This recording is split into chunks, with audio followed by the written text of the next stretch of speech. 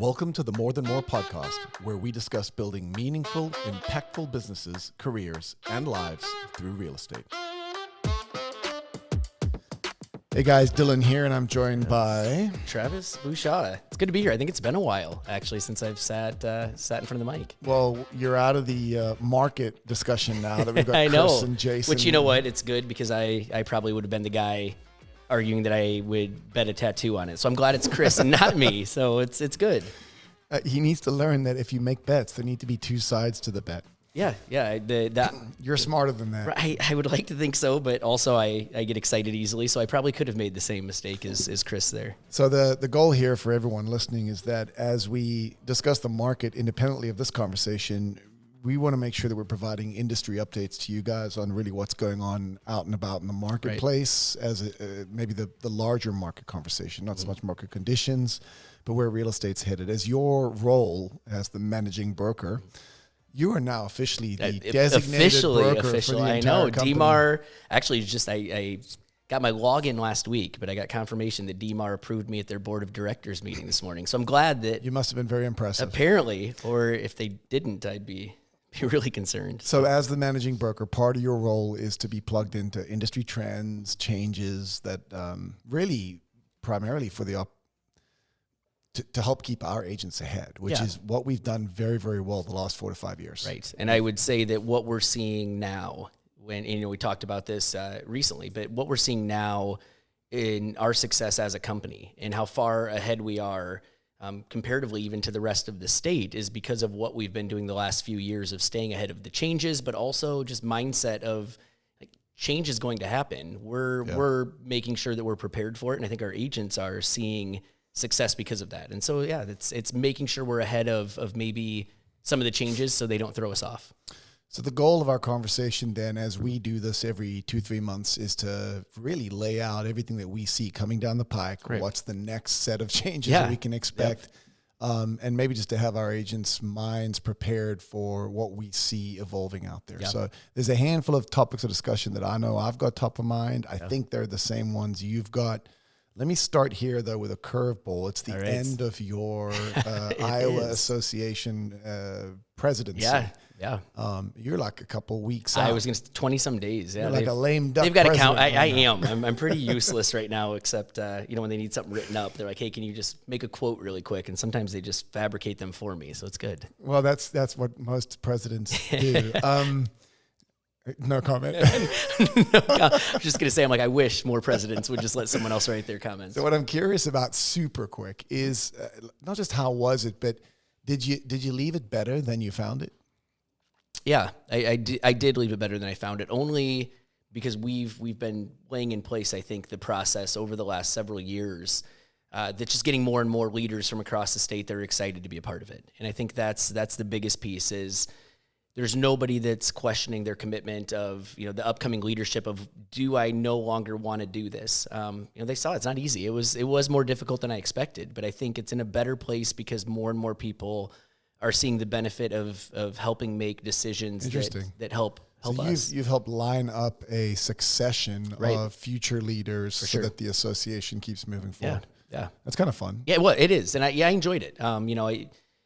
I've talked to enough past local and state presidents that were really excited and glad when it was over. And I always wondered, is that just a defense mechanism of, are you glad, or it's just you don't know what comes next? And there were definitely some that I think were being honest when they said they were glad it was over. It wasn't. You're gonna miss it? I'm gonna miss it for sure. Mostly because I do enjoy what we're just talking about now, like what's coming and how do you prepare for it so that we protect our industry, protect the public, but more so that it doesn't throw us off completely. Well, we've been grateful as an organization to have your proximity to that. We're going to need to figure out, and you and I are actually meeting after this conversation to talk about this, but figure out how we keep in the know as much as we've been. Yeah. So you have a front row seat. You've just got back from some NAR conferences, a lot of state conversations, far more than we have. So I'm going to put you on the hot seat as the industry expert. Absolutely. here. No, it's good. And then I think let's just fly through these topics and see if we can get everyone caught up on what we know and what we're imagining next steps might be, or even implications to some of these topics. Because some of them aren't policy changes. They're just things going on in the real estate world Right. right now. Yeah, that's not going to change policy, but will definitely have an impact on the profession and potentially impact on us as we talk about a few of these things. So I think it'll be good. Okay, so let's start with where NAR's at right now. Yeah.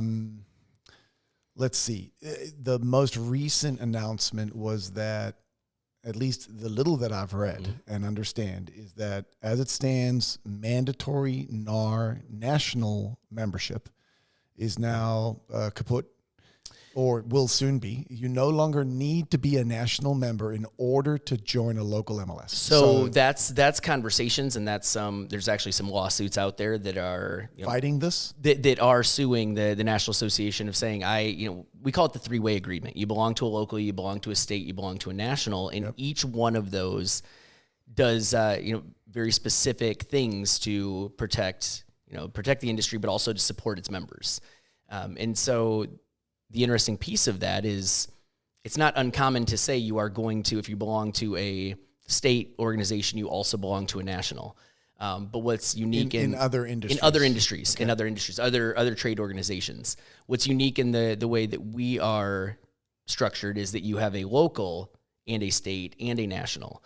And so the question is, do I have to belong to all three of those? Could it be a combination? Could I belong just to a state association and to NAR? But what we're seeing more of the pushback, because there are a lot of people that are still a little disenfranchised from the settlement, that they're saying, I don't want to belong to the national because your association nationally isn't providing me any support, any services. I just want to belong to a local and a state, or in some instances, I just want to belong to a local because I want MLS access and I want to promote the realtor community in our towns and our cities. And so that's where it gets really interesting is, does the three-way agreement have to stay in place? I understand the arguments against it. I also, if we're talking dollars and cents, what's getting paid into the National Association isn't impacting anybody financially compared to what local is. So, I mean, we can get into the value proposition. Help me just with the facts for a second. Yeah. I thought that the NAR MLS handbook had officially been voted on and it was being updated, and that the handbook now reads that you don't need to be in the national in order to join a state or a local MLS. Yeah. So association MLS kind of separate here. So what that is now allowing is a local association can now allow in non-members to be a part of their MLS.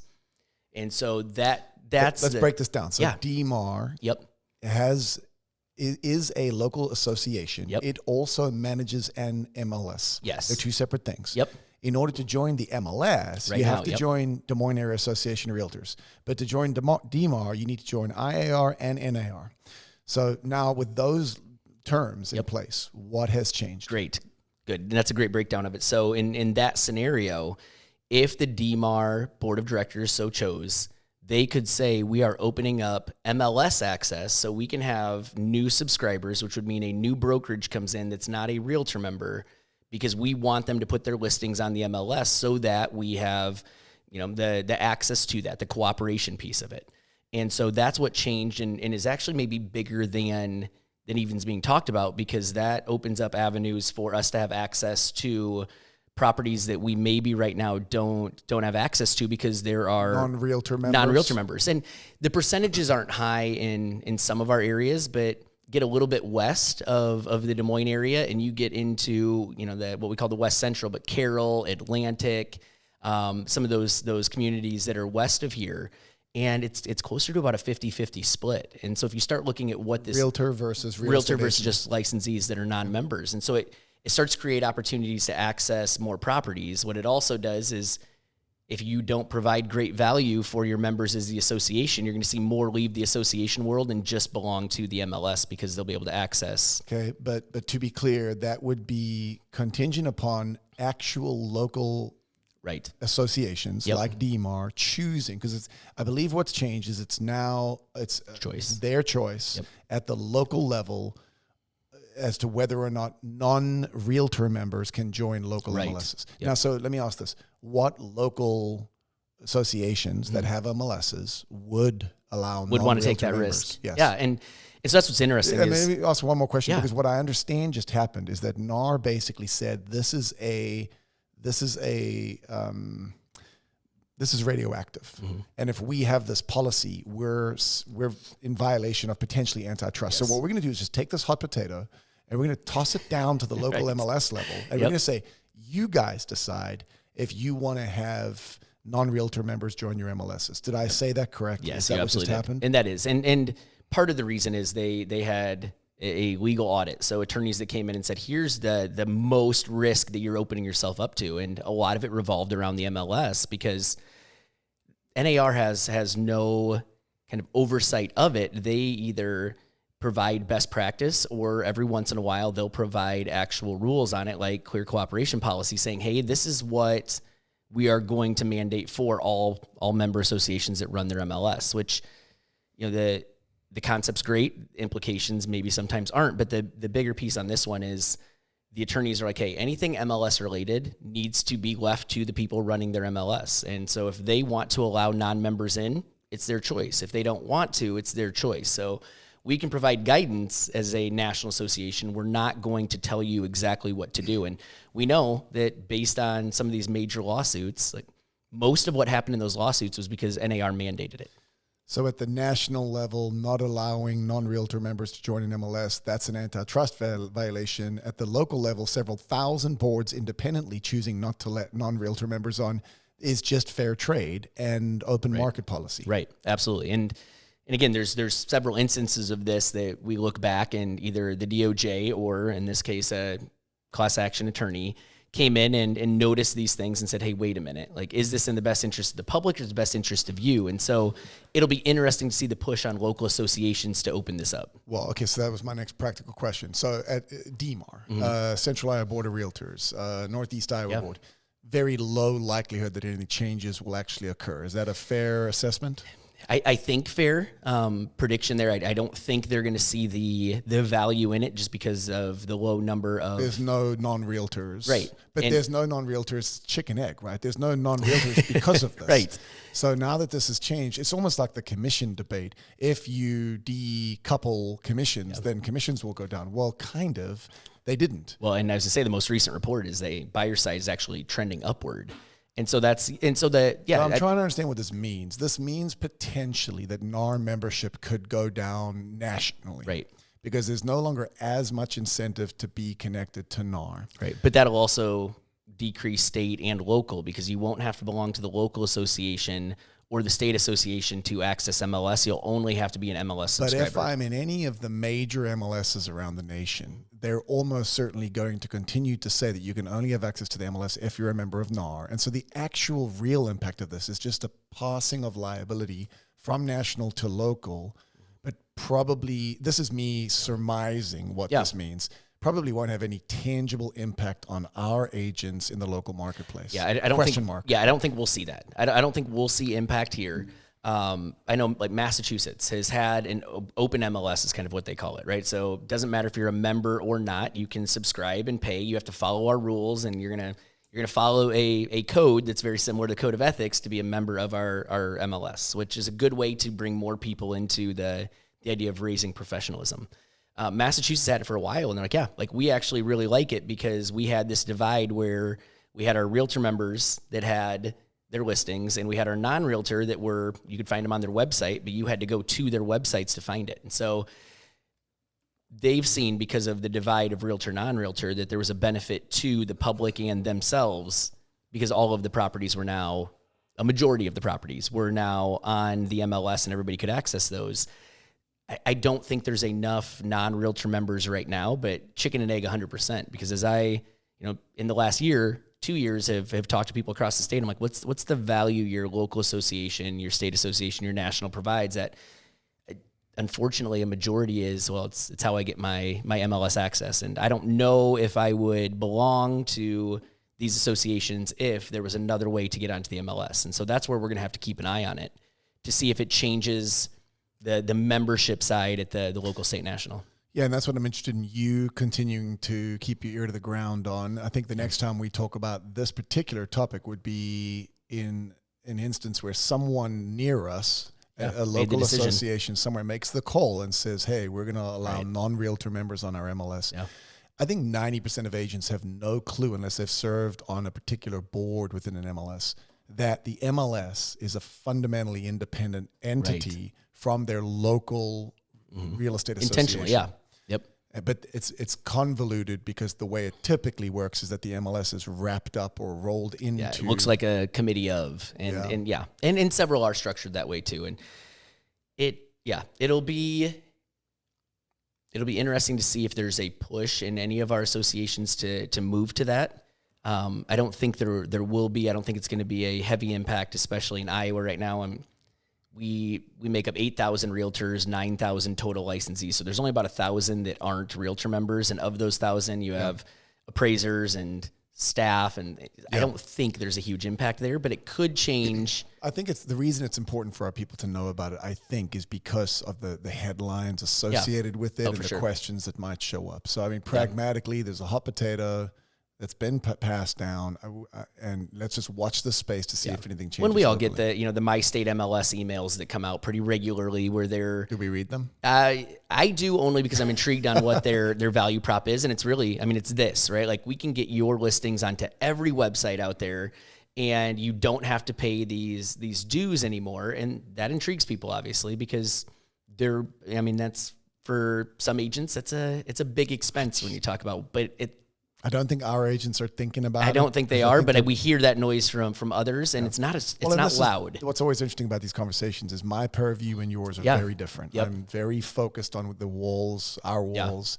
You are intentionally seeing what's going on at a broader scale, and that's why it's a fruitful When I enjoy just to see sometimes, because it does show the difference in mindset of, how we think, and that you have some brokerages that are pushing back, and it's literally not because they don't even think, it's not because of a value proposition. They're nickel and diming, and they're like, that $32 that I pay a month to the Iowa Association and the National Association is... Well, and that's not invalid. There is these associations, and let's not get into flush this. With cash. Yeah, there's a lot of money in associations right now, and if you've served on any of the boards, you do know that most MLSs and local associations have millions of dollars sitting in their coffers, and that's coming out of our fees.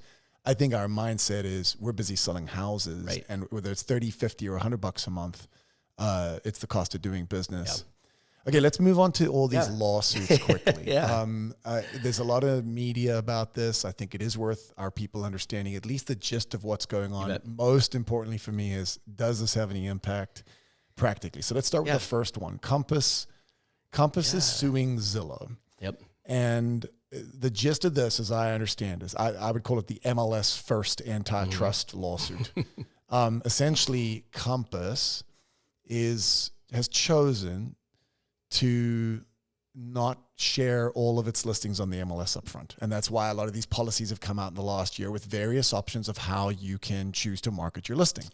As a result of that, Zillow has said, well, if you choose to feature your listings not on the MLS first, meaning on your website first for any period of time, then they're going to get flagged and they're not going to show up on Zillow. Ever. And so Compass is saying that is a violation of fair competition. And so that's a pretty significant lawsuit. I'm interested in several things here. One, Compass is our future potential parent company. So does that matter? Does it not? Two, is that a stupid move on Zillow's part? Because part of what Zillow's doing there is protecting kind of the agent mindset of they need to go on the MLS. We don't want people not cooperating. So it's a very interesting dynamic because I'm not sure who the good guy and the bad guy is here. So talk me through that. Yeah, so it's been interesting to watch the argument and what's been not necessarily leaked, but pushed out onto social media to try to rile up each group's fan base. I think first and foremost, I should say, like, the battle for the industry in itself isn't Zillow, and I mean we go after Zillow because they created a great model and it works, but it also frustrates people, and so. The battle isn't Zillow because somebody else, if Zillow hadn't grown it to what it was, somebody else was going to take the same model and make it work because they created an incredible marketing company. When they want to be a marketing company, sometimes they want to be a brokerage, and that's part of, I think, what upsets people. They're only a brokerage so that they can charge referral fees. right? That's that, and so they have IDX. I mean, because otherwise it would be much easier to shut off the feeds. They get the data and they can charge 30 to 40% referral fees. Absolutely. Fair enough. And so what are you saying though? Zillow's not necessarily the bad guy. They're the person that came in and found made it work. that. Okay. They became, they put together the model. Cause if you remember, I mean, there was Trulia, there was Yahoo Homes, all of them were trying to do the exact same thing as Zillow. Zillow just ended up doing it better. And the problem is they've done it so well that they capture so many leads that the real estate profession is frustrated with them. So I don't think they're necessarily the bad guy in this. And but on the lawsuit side, they look like the good guy for realtors. For sure they do. They look like they're saying, if you don't put on MLSs and you don't cooperate with everyone else, then we are not going to. This is the first time in 15 years that realtors would be applauding Zillow's move. They're like, thank you, Zillow, which is not what we normally hear. And that's why I say, like, the battle's not them. And in this instance, they are supporting the industry as a whole. But back up for me. Why? Why is Zillow doing that? Why? You bet. What is Zillow's motivation? Well, it's self-protection because, and that's bigger picture. So let's rewind a little bit further. You kind of brought in Compass. So Compass loves what PLNs, private listing networks. Yep. And so the whole premise of their sell of PLNs to the public is we've got a 3-step process. And the first is where we test the price.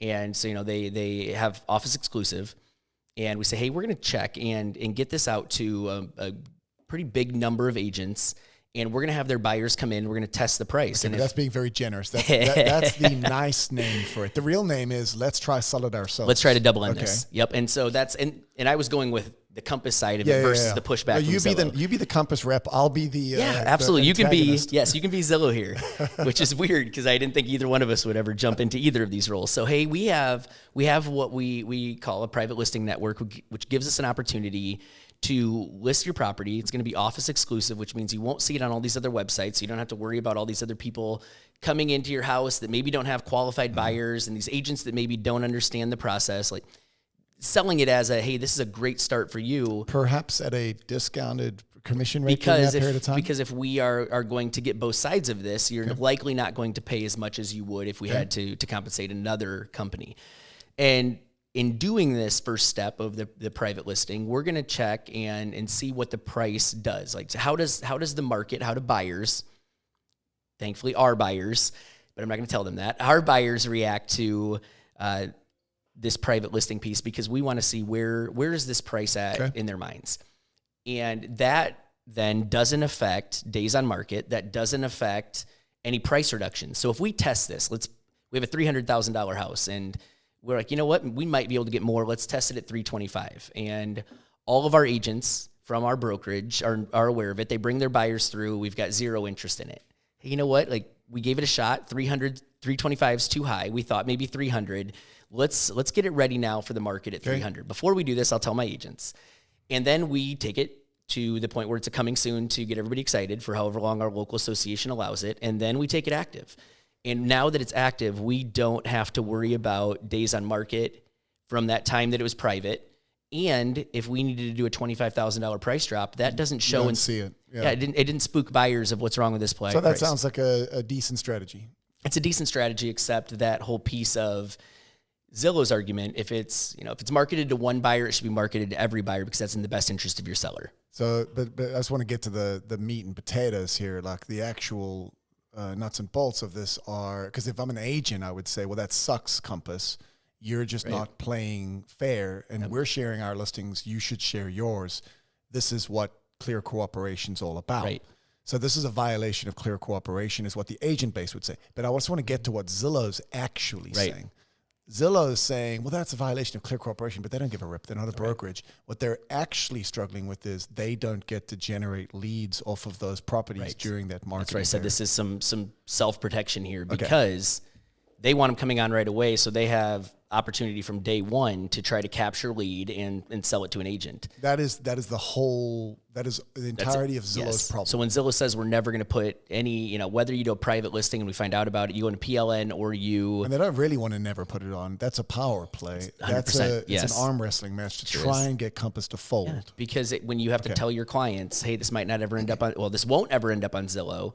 if we do this. So clients are gonna be like, whoa, like So this is some serious Game of Thrones level stuff. It's bigger than probably what I think people are realizing, because you do have, I mean, Compass is a very profitable company, and Zillow is a very profitable company, and they're butting heads pretty hard here, and it's in court now. Okay, so that's in court. Yep. That has that's not the only lawsuit that's going on, but that's right. Compass versus Zillow. I'm asking the question right now for us, other than this is interesting, does it have any implications today for us?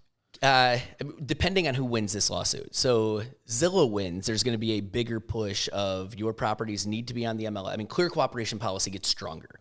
Of your properties need to be on because that's the best for the public, and anything that doesn't look like you're trying to market it to everyone instead of trying to get both sides is not in the best interest of your client. So I think that happens. Now, Zillow wins on the basis of what?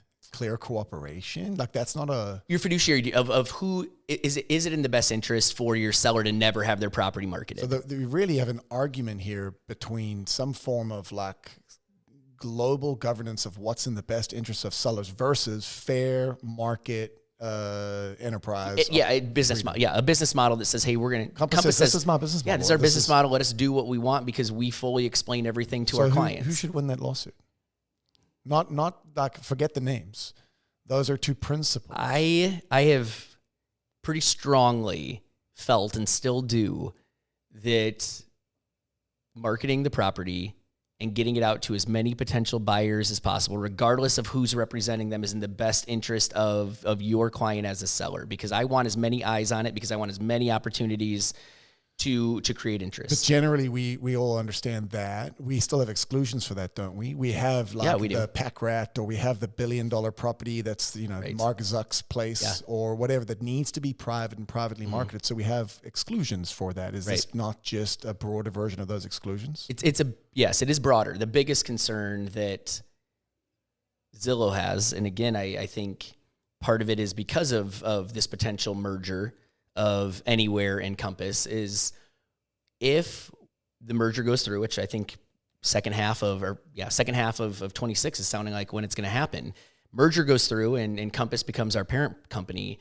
We're 340,000 agents, which makes up about 25% of all sales nationwide. That's a lot of real estate sales, right? So now Zillow is pretty concerned that, wait a minute, if Compass has 340,000 agents to do 25% in a private listing network that says, hey, I can get your property sold, likely for fewer days on market. Maybe we can get a better price for it, but even better, we might be able to save you some compensation, some commission. Like that's the concern there. So that's the concern for Zillow. How does that concern us?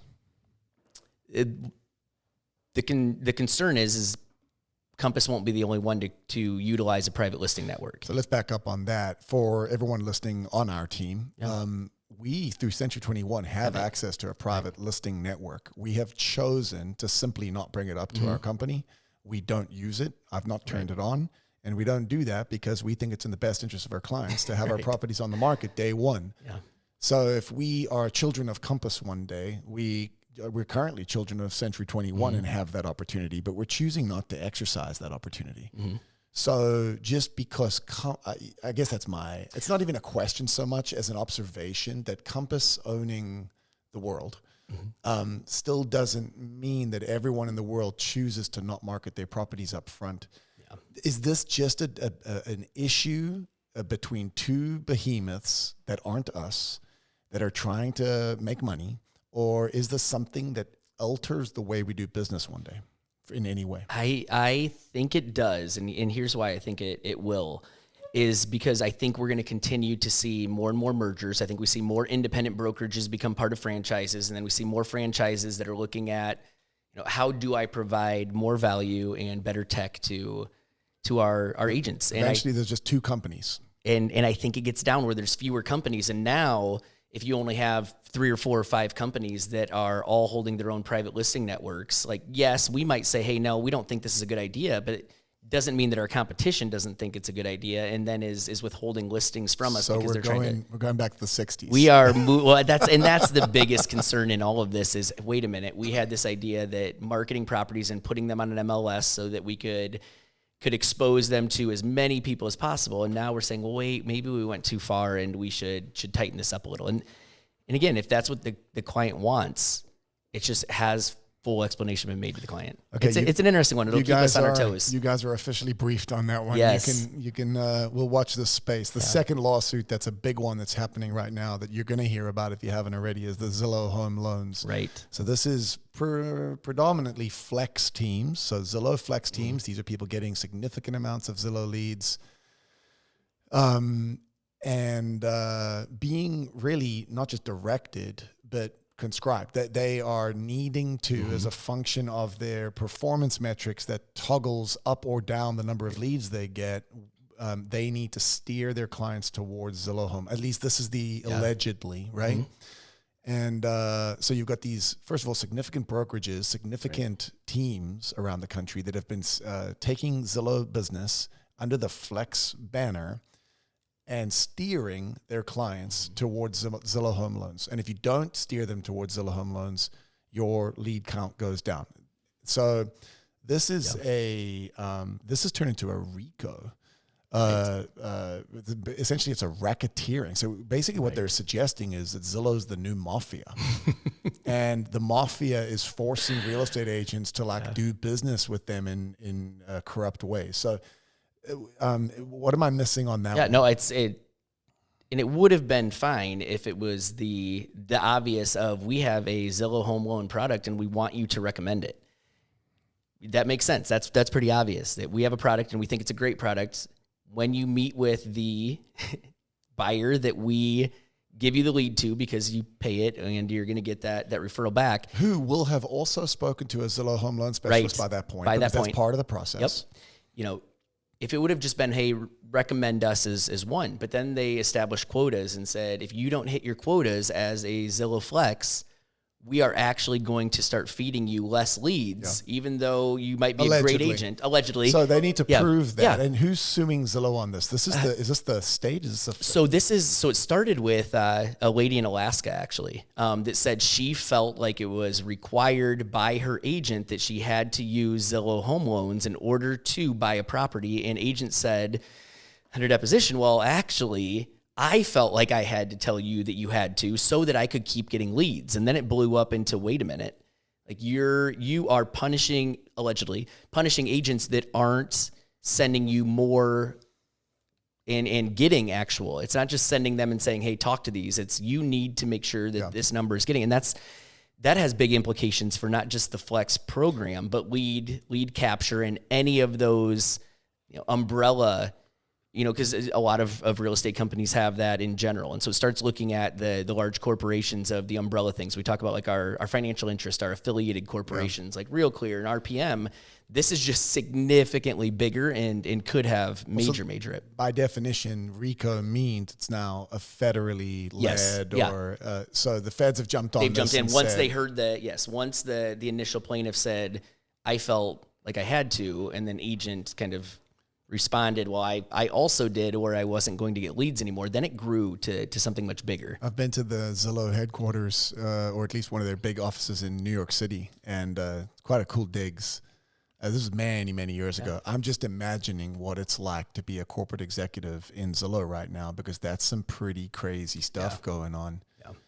When and they're getting sued. I mean, honestly, almost daily. Yeah, but because people are looking, big. And that's what I was going to say. You don't hear about all of these, and this is lots of major corporations. You don't hear about all of it between this Compass battle, because it does have a direct impact on how they generate leads, and then this piece of it is big. There's no way around it. So the practicals here for our people, I think.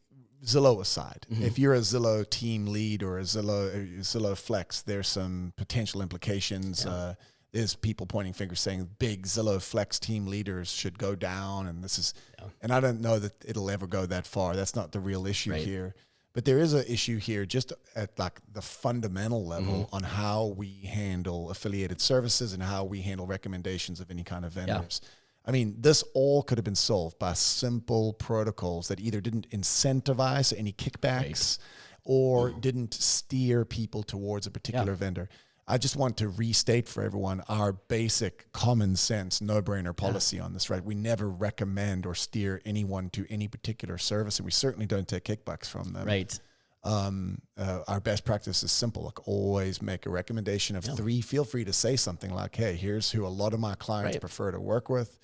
But anything other than that, you're Zillow and you're in a RICO case. Yeah, and that's the conversations we've actually just had recently in meetings is, like, if you've got someone that is the best at what they do, I'm going to tell someone that, but I'm also going to say, hey, here's a couple other options. Like, this person's fantastic.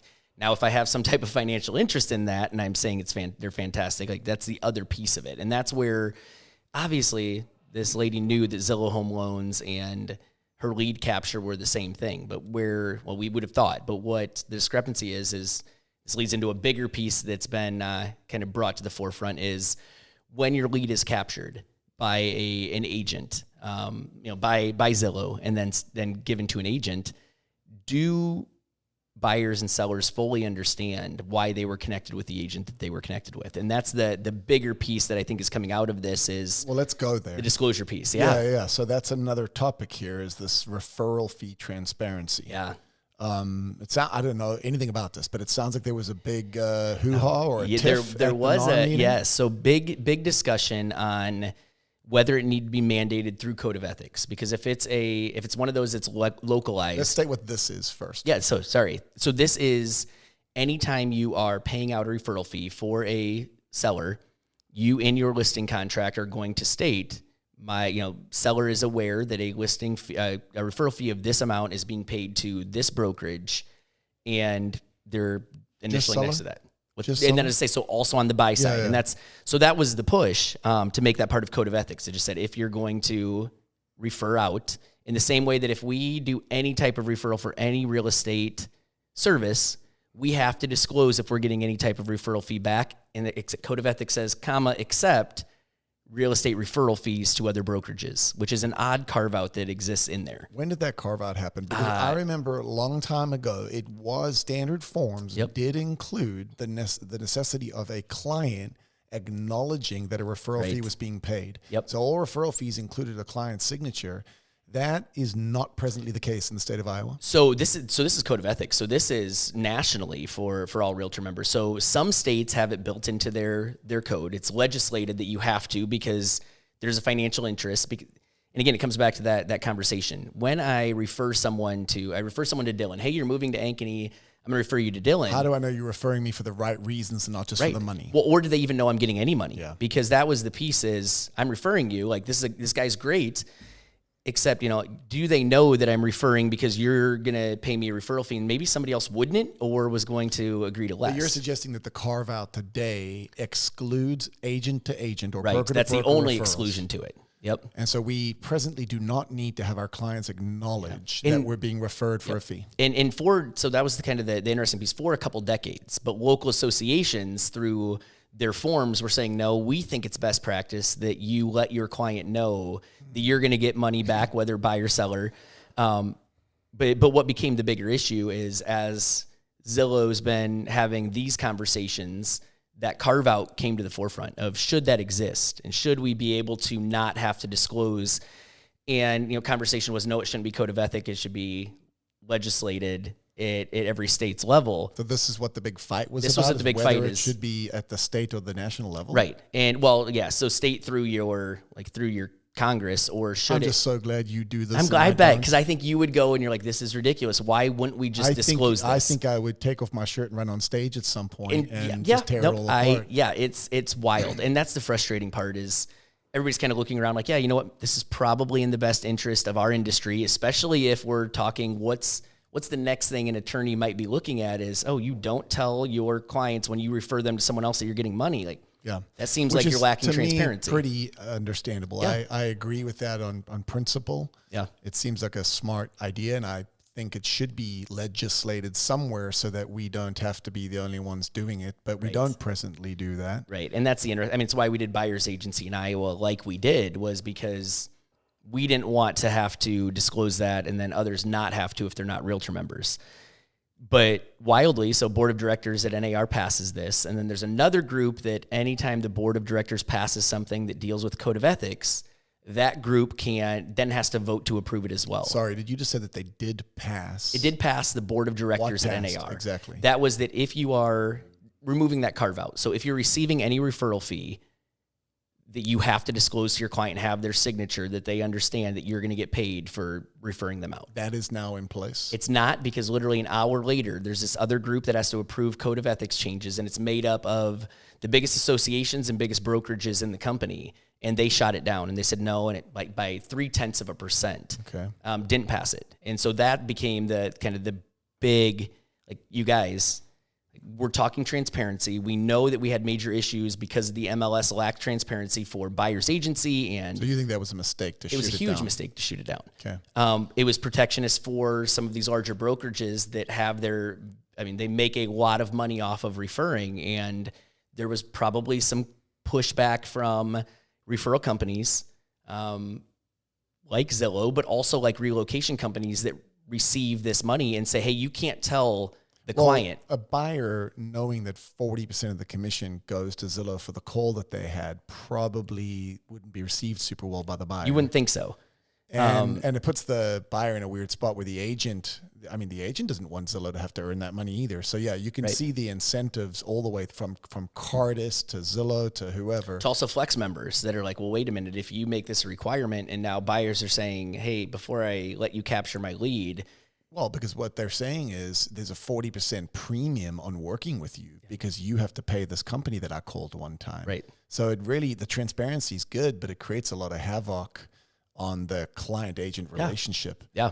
So it's in this context, that really separate and unrelated topic. And I think I'm getting the chain of events correct. It's in this context that EXP, and they've done this before. Yeah. They go ahead and pull a PR stunt, or maybe it just happened. I don't know. Oh no, it was a PR their stunt. forms get released, and they say, "Well, look, we're the heroes of the world," because, and I actually applaud them. I like for it. this. They said, look, our forms already have a clause that says if any referral fees are being paid.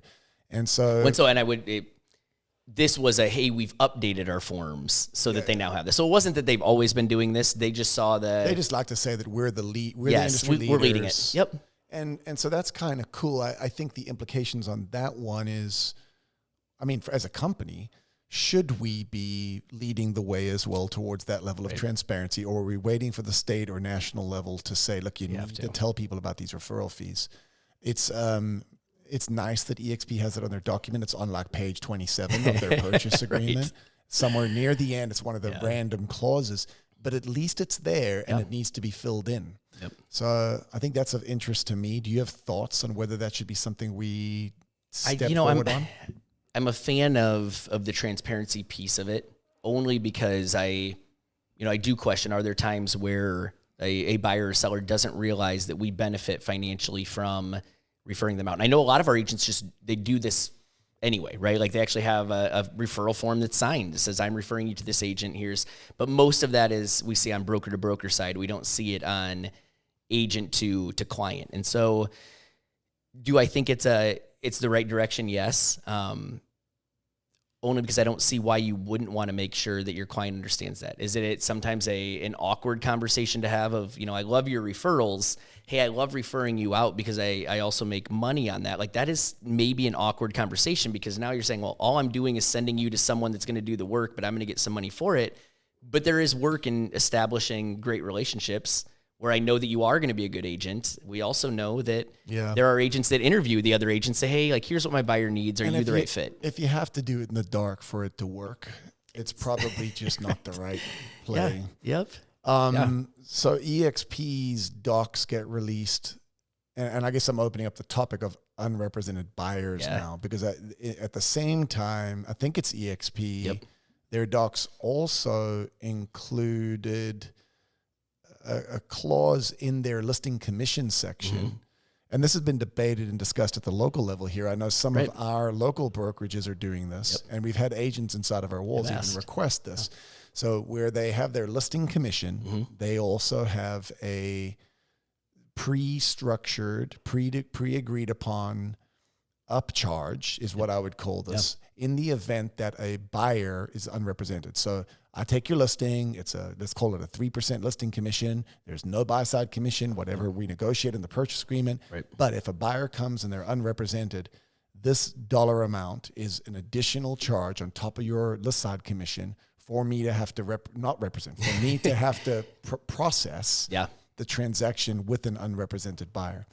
I don't know that there's anything to this other than, is it a good or a bad idea? We've had requests about it. What's your update on all this? Yeah, we have discussed this, and it's not anything new. And it's part of the discussion that was had kind of about the ministerial acts of, can I help a buyer that's unrepresented write an offer? And because then I am earning, I'm doing extra work. And so that was the piece. Current answer to that is no. No, you can't anymore. You can write an offer. This is at state level. In Iowa, you can write the offer for your seller to the buyer. You do a reverse offer. Absolutely. But we presently cannot write a contract for an unrepresented buyer. Yep. Okay, so continue. Yeah, and so the piece is what additional work am I doing if I can't do that? But I think all of us that have dealt with a FSBO or with an unrepresented, you do. We know there's more. Yeah, you do a lot more. And so, and I'm not arguing that there's anything wrong with the way they're doing that. What's really interesting is we, per the settlement, can't do that in a buyer agreement, right? So I can't say, hey, buyer, I'm going to represent you for 3, but if it's FSBO, it automatically escalates. We have to go back and we have to renegotiate that at the time of the FSBO, right? So we have to have an agreement in place. Are you sure? If it's up front, it's not.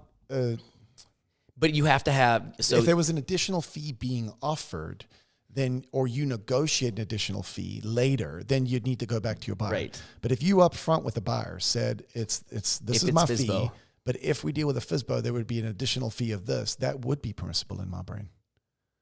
It's the addition of it. You can't add it. They must be aware of all the charges. Right. Yeah, absolutely.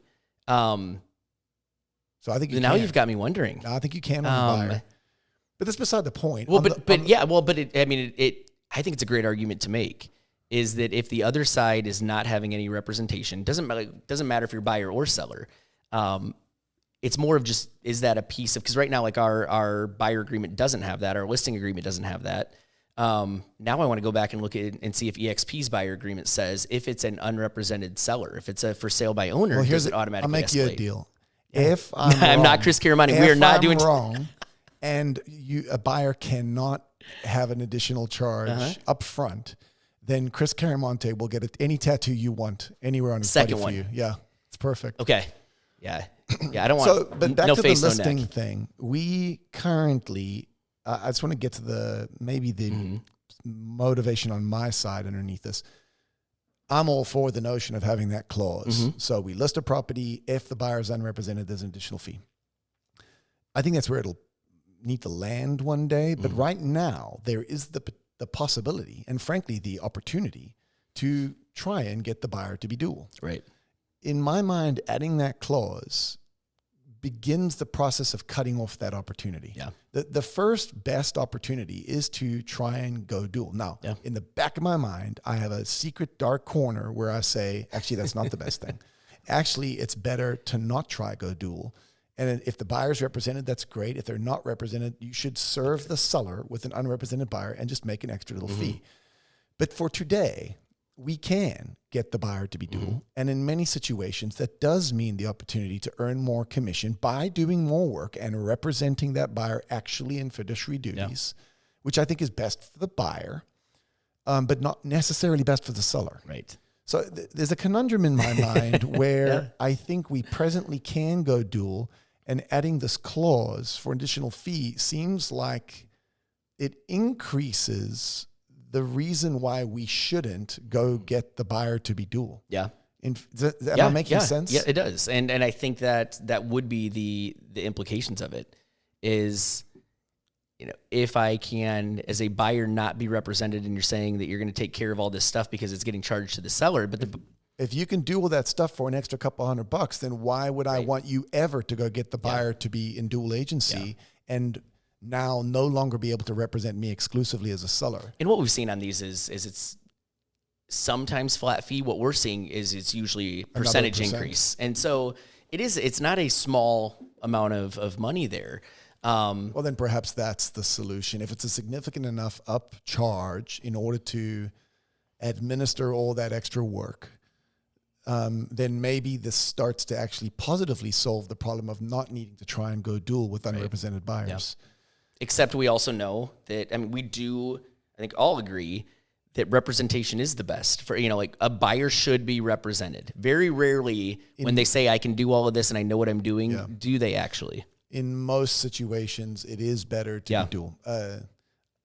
I can hold that in equal tension with the notion that it is not better for your seller. So I'm sorry. And I'm not saying in dual. I'm saying that it's better that, if I'm representing seller, even if it's not me representing buyer, like probably better. It's better that they just have in general. So I'm not advocating actually that dark corner that you just sat over there and said, like converting them into dual. I don't think it's probably the best, especially because the original mindset was there is no representation for buyer. I told buyer all the things they have to do. That's where it makes more sense that you're referring them to someone that can represent. Well, it's one of the reasons why we are launching this FSBO closing service, so that in the event you have an unrepresented buyer, you still can pass the baton to TC1 to at least have someone providing transaction coordination on the list, on the buy. I guess I got that backwards. I'm thinking about buy side versus seller. Yep. But it's the same thing. It's the same concept. We know that it's better for someone to be holding that seller's hand in this case for a FSBO buy. Yeah. But this makes sense in that hey, I am the list agent, and if they're unrepresented, I'm going to charge you more, and still, because of the work I'm going to do. Also, we have a settlement company that can handle, right, or in-house can handle this for the buyer or the seller, either one. Now it starts to, seller comes out ahead because they're not paying two sides of a commission. They're just paying a little bit more, and some of that work is being handled on behalf of the other client. So we're not a democracy, and we don't do things by votes. However, if you are out there, I'm not going to name agents, and this is something that you think we should be acting on, I would say it's just, what's it, Travis at c21sre.com? It is. And I mean, it's like I said. I think I'd like to open up the can of worms, and I think I'd like to hear from our people on this. I'm interested on opinions regarding referral fee transparency. Yeah. I'm also more interested in whether or not we should be having a clause available for unrepresented buyer additional commission. Yeah. I'd like to, and if you're right, and Chris is getting his second tattoo, like I do want to look into, can we do the same thing on the buy side if it's a FSBO seller? Because we know as a buyer's agent working with a FSBO, it is going to be more work in the same way that an unrepresented buyer is. So that should potentially exist in both agreements.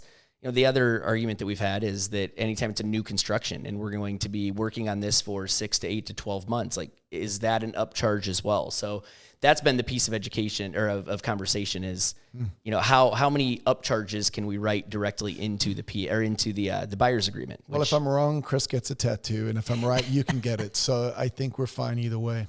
Okay, the only final topic that I think is out there right now is education requirement changes. I know that maybe you suggested when we talked before that there weren't a significant amount of things there, but I think a lot of our people aren't even aware of what's already changed. For example, right now, it's now necessary for all brokers to have ongoing CE throughout the year. Is that not yet? That was a push that was being made by NAR that if you are the designated broker, the designated realtor, that you were going to do broker-specific continuing education, and then the lawsuit hit, and that conversation stopped. Okay. The conversation continued within just the state because we had our broker summit almost 2 months ago now, and the brokers in the room were like, hey, like, we're not the problem because we do this, we're going to do this education whether or not it's required.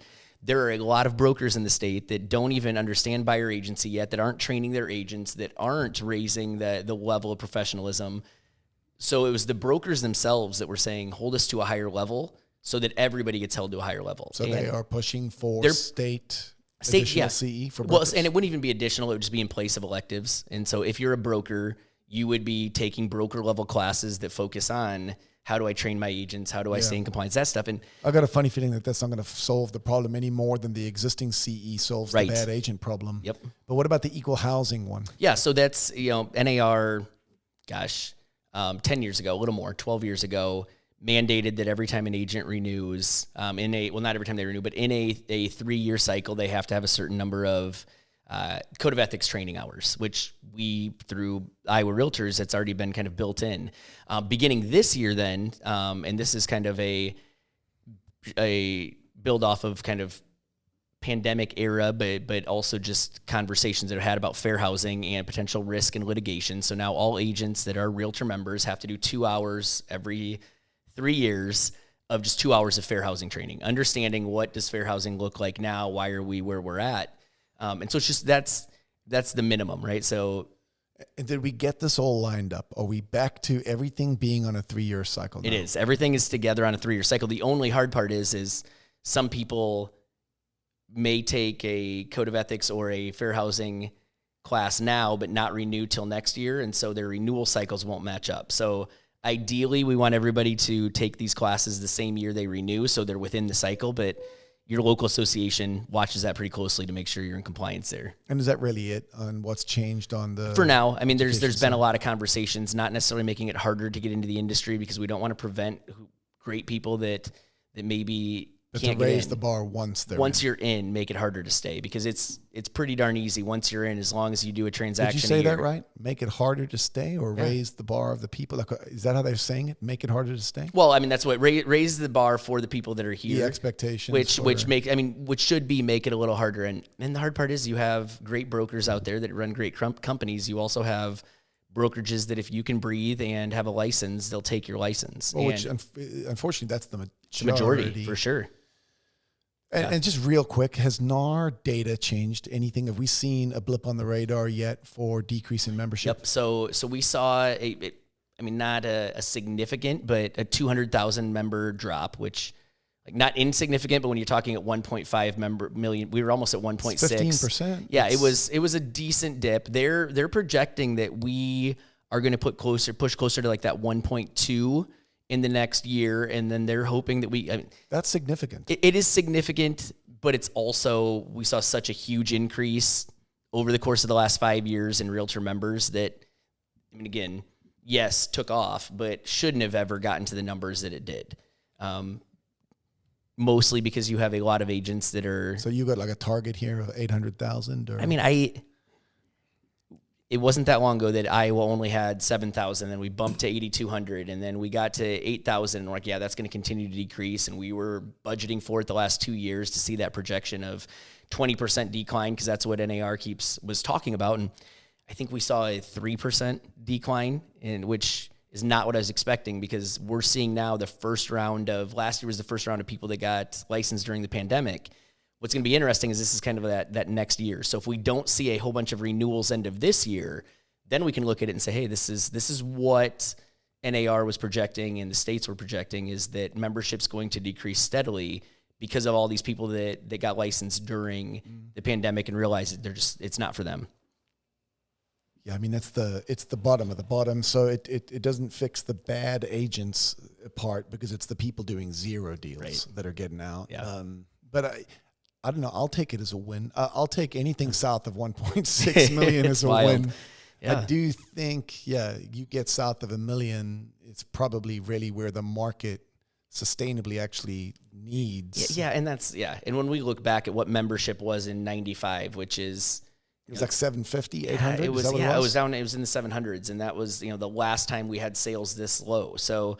comparing 25 and 95, those were the two lowest years where sales were less than 4 million. Twice as many people, same number of sales. And so it will allow agents that are doing this to make a living and committing to it. I think it will allow them to hopefully have more sales, but we'll find out. Okay, is there anything else that's on the horizon that's worth mentioning? Anything else crazy about to change? No. I think that what comes out of the conversations around the lawsuits on Zillow, like I said, won't have an immediate significant impact on our agents and how they do business, but it might on how other agents take this as an opportunity to maybe do things differently and look at it as a business model. And we look at it and we're like, well, wait a minute, did you do what was right by your client? And that's what we keep pushing into the conversations we're having is this what you would want your agent to do for you? And if it's not, like, we need to have a bigger conversation. Yeah, that's the magic pill. It's interesting. I've developed, be careful that I don't sound cocky. I'm developing a supreme level of confidence it's easy to win because the rules aren't actually that hard. Like things are going to keep changing. We just navigated COVID and it worked out well for us. We navigated the most seismic changes you can imagine happening in our industry, and it worked out just fine for us. It seems that if you're nimble, if you're customer focused, and if you're able to make the changes that need to be made in order to do right by people, every major roadblock is really just an opportunity to weed out people around you that aren't willing to do what needs to be done to get to where we need to go. So I don't know. It's been a tumultuous, I love that word, few years, but it's been really good for our team. And so I'm like, all of these, I watch from the sidelines with a marginal degree of interest, knowing that we need to be ready to move quick as things happen. But I think that's also one of the great parts about our team right now is they've developed a supreme level of confidence that I think we're watching the ball, we're skating towards the puck. And it's not a feeling of invincibility, right? No, like there's no point of us, opposite. and it's a, hey, like we know that this could affect us, but we're going to. Someone comes out on top, and it's going to be the person that's aware, that's ready to be to change, and that does right by the customer. And I think if anything's being revealed through all of these lawsuits and these conversations, it is that the customer's the one that is, first of all, should, but also is going to win. Some of this is frivolous, and some of this is just petty. And I will say, like, if it hadn't been for the likely merger, I don't know that we'd even be paying attention to what Compass is saying as much as, even if we don't agree with it, don't follow the policy, we're a part of it. And so it's just watching to see, how are we associated with it. And I will say, I mean, there's some agents with Compass that I've had an opportunity to have conversations with that fully believe, and there's no delusion about it, that this is what's best for their client because they're able to either get it sold. The pre-marketing. They're like, we absolutely, and in the same way that, when we talk dual agency, there's agents like, nope, this is absolutely the best. And there's agents that question it. It really is it comes down to your experience is what you're good at. But these agents are like, no, this is a good thing. So it's not to completely throw it under the bus, because I also know there's agents that are like, no, my relationship with Zillow has created an opportunity to build a business that now has multiple spokes to feed my business. And so neither one of these is inherently wrong in what they're doing. It's just the clash is what's causing the problem. And I think there's something to be said for the clash of ideas being part of the process of refinement that industries need to go through in order for us to evolve and change and do what we need to do to move into the next chapter of how the business looks. So there's nothing going on here that isn't probably normal and healthy. And I think it's just incumbent upon us to be aware of it without allowing it to be something that dominates our thinking. Because frankly, what's going to happen is going to happen. What really matters is where are you and what are you doing on what is today, Tuesday afternoon. This was really, really helpful. We'll do this every few months just to keep everyone in the loop on this. And mostly so that, it is an opportunity for us to remind them that we're keeping an eye on it and they don't need to. Congratulations, I guess, on wrapping up your year as president. I think we've got a meeting now to talk about what's next. So Absolutely. Appreciate your time. This is great. Thank you. Thank you for joining us today. For more episodes, resources, and show notes, head to morethanmorepodcast.com.